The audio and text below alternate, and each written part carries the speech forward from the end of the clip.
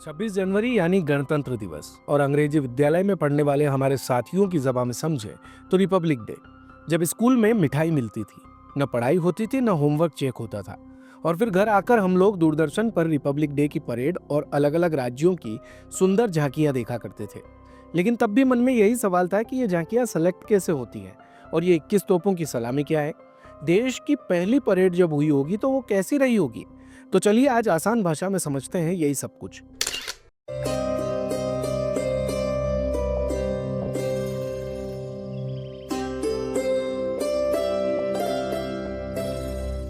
सीधे सीधे कहें तो परेड का संबंध अपनी ताकत का प्रदर्शन करने से है, जिसमें अपने सैनिक और हथियार का प्रदर्शन किया जाता है, जिससे लोगों में देश के प्रति गर्व की भावना आए।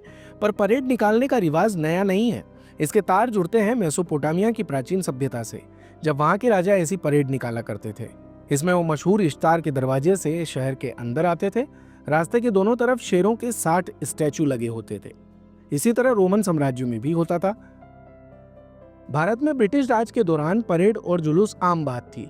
इसका इस्तेमाल ब्रिटिश न सिर्फ भारतीयों को बल्कि पूरी दुनिया को अपनी ताकत का प्रदर्शन करने के लिए करते थे, खासकर उनके यूरोपियन प्रतिद्वंदियों फ्रांस और पुर्तगाल को दिखाने के लिए। 26 जनवरी 1950 भारत का पहला गणतंत्र दिवस।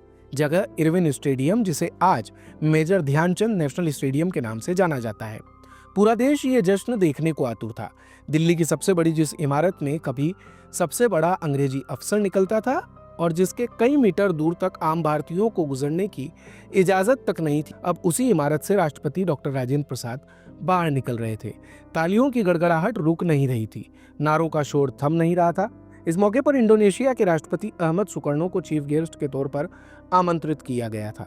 राष्ट्रपति का कारवां कनॉट प्लेस और उसके करीबी इलाकों से गुजरते हुए करीब 3:45 बजे इरविन स्टेडियम पहुंचा। 15,000 लोगों के सामने आधुनिक गणतंत्र के पहले राष्ट्रपति ने तिरंगा फहराकर परेड की सलामी ली। उस दिन हुई परेड में सशस्त्र सेना के तीनों बलों ने भाग लिया था। इसमें नौसेना, इन्फेंट्री, कैवलरी रेजिमेंट और सर्विसेज रेजिमेंट के अलावा सेना के 7 बैंड भी शामिल हुए। हालांकि तब मोटरसाइकिल पर स्टंट की परंपरा नहीं थी और ना ही वो झांकियां थी जिनके जरिए देश के अलग अलग राज्य अपनी विरासत और संस्कृति प्रदर्शित करते हैं। 1950 की परेड में 3,000 सैनिक शामिल थे। 1953 में सेना और कुछ अन्य सशस्त्र बलों के साथ राज्यों की झांकियों को शामिल किया गया। दरअसल 50 के दशक में भारत के राज्यों के बीच भाषाई आधार पर तनाव बढ़ रहा था। सभी को अपने कल्चर को बचाना था।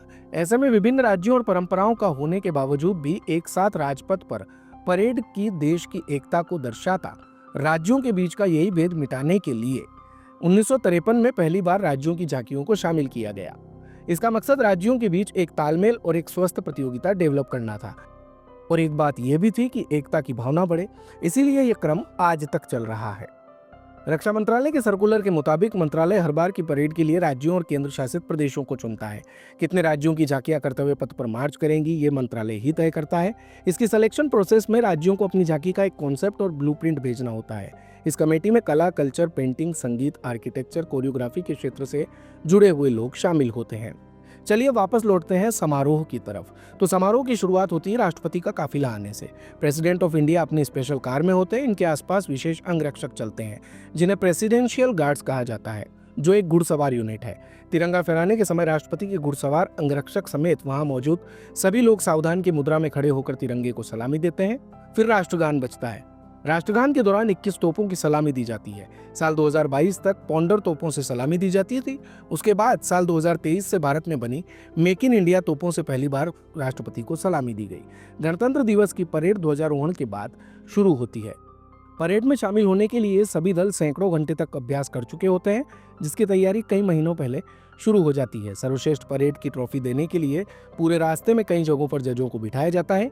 ये जज हर दल को 200 में से नंबर देते हैं। इसके आधार पर सर्वश्रेष्ठ मार्चिंग दल का चुनाव होता है। किसी भी दल के लिए इस ट्रॉफी को जीतना बड़े गौरव की बात होती है।